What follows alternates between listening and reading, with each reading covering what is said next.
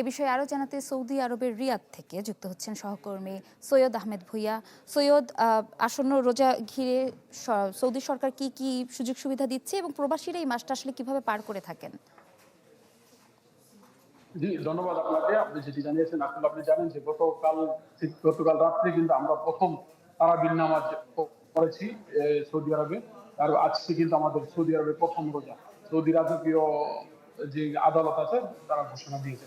আপনি জানেন, আরেকটি বলে রাখি যে এখানে সৌদি আরবের মক্কা এবং মদিনায় সর্বোচ্চ জামাত অনুষ্ঠিত হয়েছে, যেটা মক্কা মসজিদুল হারামে, এবং দ্বিতীয় জামাতটি হয়েছে মদিনা মসজিদ নববীতে। সেখানে কিন্তু সর্বোচ্চ নিরাপত্তা ছিল, এবং সৌদি সরকার এই রমজান উপলক্ষে ৩ ধরনের নিরাপত্তা স্থাপন করেছে মক্কা এবং মদিনায়। এবং পাশাপাশি লক্ষ লক্ষ মানুষ কিন্তু এই ইফতার আয়োজন করা হচ্ছে খুব নির্বিঘ্নে। ধনী গরিব এবং এখানে কে মন্ত্রী কে এমপি এটা কিছুই দেখাতে, সবাই একই সারিতে কিন্তু ইফতার করছেন। পাশাপাশি সৌদি আরবের এই বছর উমরা ও হজ মন্ত্রণালয় তারা জানিয়েছে যে বিভিন্ন দেশ থেকে এই বছর ১.৫ কোটি মানুষ তারা উমরা করবেন, এবং তাদের নিরাপত্তা এবং তাদের বাসস্থান থাকা সর্বোচ্চ ব্যবস্থা তারা নিয়েছেন। পাশাপাশি আমাদের বলবো যে আমি কয়েকজন বাংলাদেশিদের সাথে কথা বলেছি, তারা কিন্তু এই সৌদি আরবে কিন্তু আপনারা জানেন যে আরব দেশগুলিতে বিশেষ করে সবাই কিন্তু এই যে বিভিন্ন দ্রব্যমূল্যের দাম কিন্তু নিয়ন্ত্রণে থাকে, এবং অনেক কোনো জায়গায় দেখা গেছে যে বিভিন্ন সুপার মার্কেট গুলিতে দেখা যাচ্ছে যে প্রায় 50 to 60% তারা ডিসকাউন্ট দিয়ে থাকেন।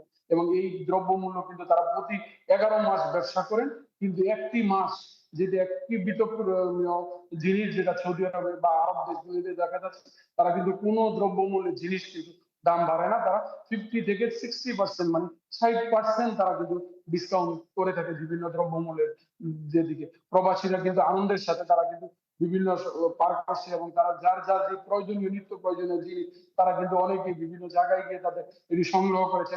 এবং রমজানের একটি মাস, আপনি জানেন যে রমজান মাসে সৌদি আরব সরকার কিন্তু ডিউটি কমিয়ে দিয়েছেন। যাদের ডিউটি ছিল ৬ ঘন্টা, বা সবাইকেই একবারে ধরেন একটি ক্লিনার থেকে শুরু করে এবার সর্বোচ্চ পদ পর্যন্ত সবাই কিন্তু ৬ ঘন্টা ডিউটি করবে। এই ৬ ঘন্টা ডিউটির উপরে কারো কোনো ডিউটি নেই। তাহলে এই যে সৌদি সরকার যে মানবিক দিকগুলি দেখেন যে আরব দেশগুলিতে এগুলি করে যাচ্ছে, এটা কিন্তু আসলে একটা দৃষ্টান্ত স্থাপন, যেটা বলে আর কি। পাশাপাশি আরেকটি জিনিস দেখে, এই যে নিরাপত্তা স্থাপন বা প্রবাসীরা যে ৬ ঘন্টা ডিউটি করতেছে, এটি কিন্তু আসলে অনেকের ভিতরে কিন্তু আনন্দ প্রকাশ পাচ্ছে তারা। ধন্যবাদ আপনাকে।